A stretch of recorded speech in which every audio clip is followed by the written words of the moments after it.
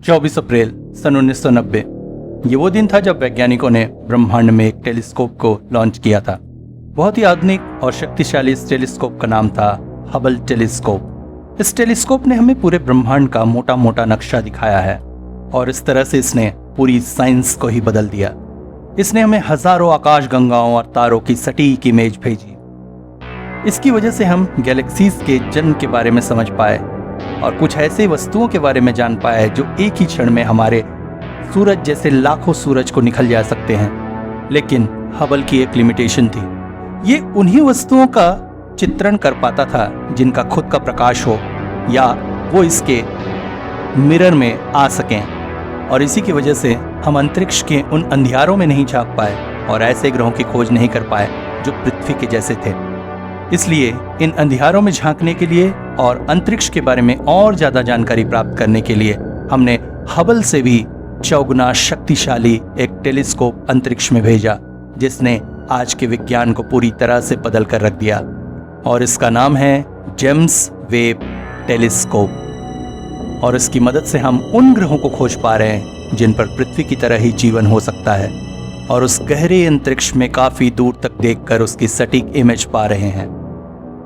इसने हाल ही में कुछ ऐसी तस्वीरें प्राप्त की है जो हमें ब्रह्मांड के बारे में फिर से सोचने के लिए मजबूर कर दे रही हैं। और यकीन मानिए, ये इमेजेस आपके भी होश उड़ाने वाली हैं। तो हो जाइए तैयार उन इमेजेस को देखने के लिए जो आपने पहले कभी ना तो देखी होंगी ना ही सोची होंगी। सबसे पहले हमारे सौरमंडल के ग्रह बृहस्पति के बारे में।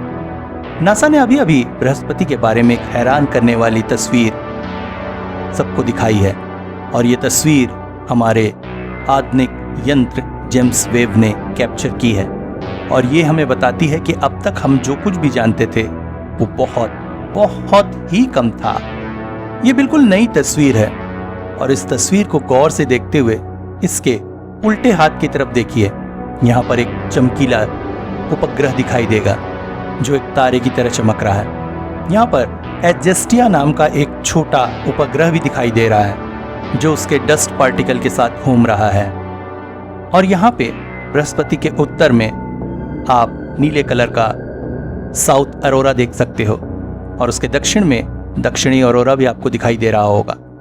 हमने बृहस्पति को कभी इस रूप में नहीं देखा। यहाँ पर जो एक धुएं की लकीर दिखाई दे रही है, ये बृहस्पति के एक चांद जो ज्वालामुखी से भरा हुआ है और जिसका नाम आईओ है, उसने बनाई है। और ये जो दूर छोटे डॉट्स दिखाई दे रहे हैं वो दूर की गैलेक्सी है।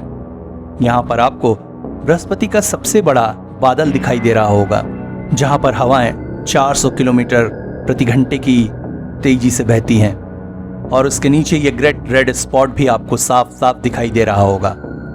बृहस्पति की ये इमेज वास्तव में इंफ्रारेड इमेज है, और इसमें जो इंसानी आंखें नहीं देख सकती वो चीजें भी साफ साफ दिखाई दे रही हैं। इसके बाद जो आप देखने वाले हैं वो आज तक हम इंसान कभी नहीं देख पाए। यह है ब्रह्मांड की सबसे बड़ी इमेज। इस अकेली इमेज में आपको ब्रह्मांड का एक बहुत बड़ा विस्तार दिखाई दे रहा है। यह जगह पृथ्वी से करीब 4 अरब लाइट ईयर दूर है। ये महाविशालकाय गैलेक्सियों का ग्रुप है जिसे क्लस्टर कहते हैं।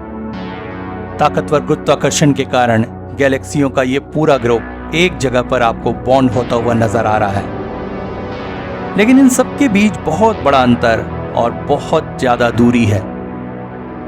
इस जगह का नाम है पोंडोरा क्लस्टर, जिसे एबेल 2744 भी कहा जाता है। इस एक इमेज में आपको ब्रह्मांड की शुरुआती बहुत बड़ी बड़ी गैलेक्सियां देखने को मिल जाएंगी। और ये सब कुछ हम एक ही जगह एक ही इमेज में इसलिए कैप्चर कर पाए क्योंकि ब्रह्मांड में बहुत दूर का विस्तार है। ये पूरा क्लस्टर करीब 35 करोड़ लाइट ईयर के विस्तार में फैला हुआ है। लेकिन इतने विशाल क्लस्टर में ये जो छोटी छोटी चीजें आप देख रहे हैं, सभी छोटी छोटी गैलेक्सियां हैं।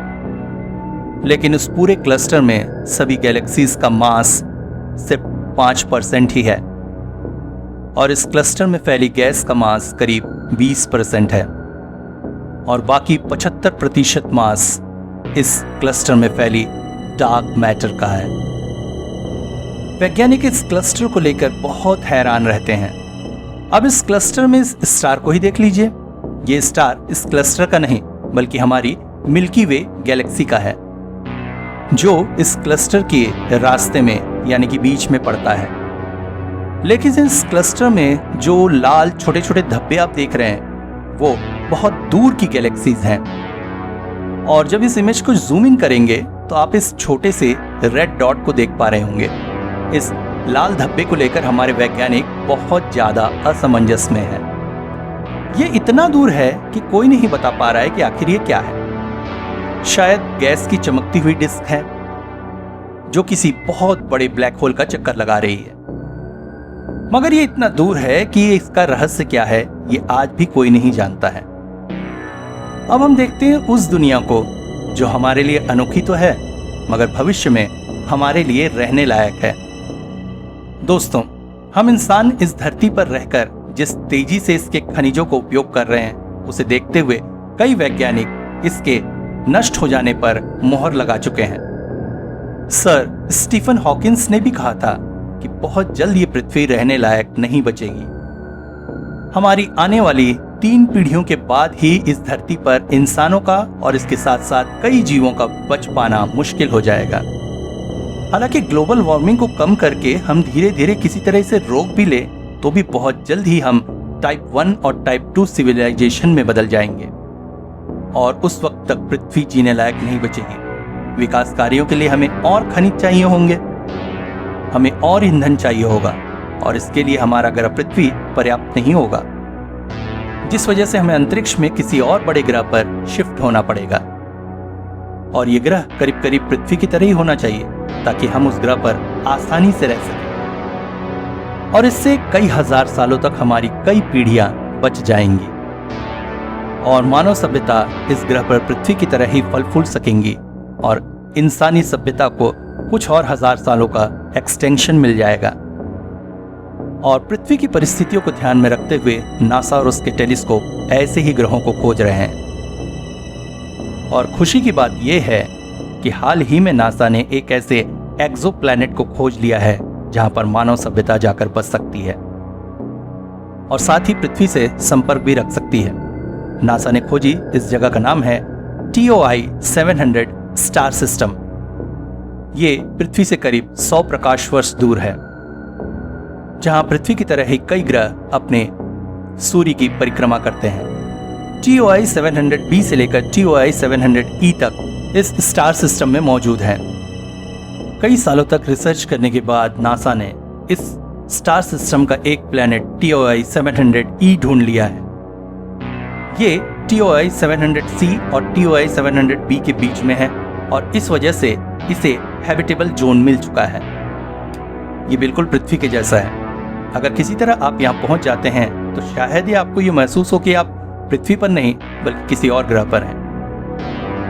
मगर दोस्तों, ब्रह्मांड में कुछ भी एक जैसा नहीं होता है। ये ग्रह हालांकि पृथ्वी के जैसा ही है परंतु इसकी अपने तारे से दूरी पृथ्वी की अपेक्षा कुछ कम है। पृथ्वी और सूरज के बीच की दूरी करीब 15 करोड़ किलोमीटर है, जबकि TOI 700e और इसके तारे के बीच की दूरी करीब 2 करोड़ किलोमीटर ही है। इतने पास होने की वजह से वैज्ञानिक ये मानते हैं कि यह ग्रह टाइटली लॉक होगा, अर्थात इसकी एक साइड हमेशा अपने तारे की ओर रहेगी और एक साइड हमेशा अपने तारे से विपरीत। इस वजह से इसकी एक साइड हमेशा बहुत गर्म और एक साइड हमेशा बहुत ठंडी रहेगी। मगर इन दोनों के बीच एक टर्मिनेटर लाइन होगी जहां पर वातावरण मध्यम होगा, अर्थात रहने लायक होगी और इस ग्रह की यह क्षेत्र ही हैबिटेबल जोन कहलाएगा।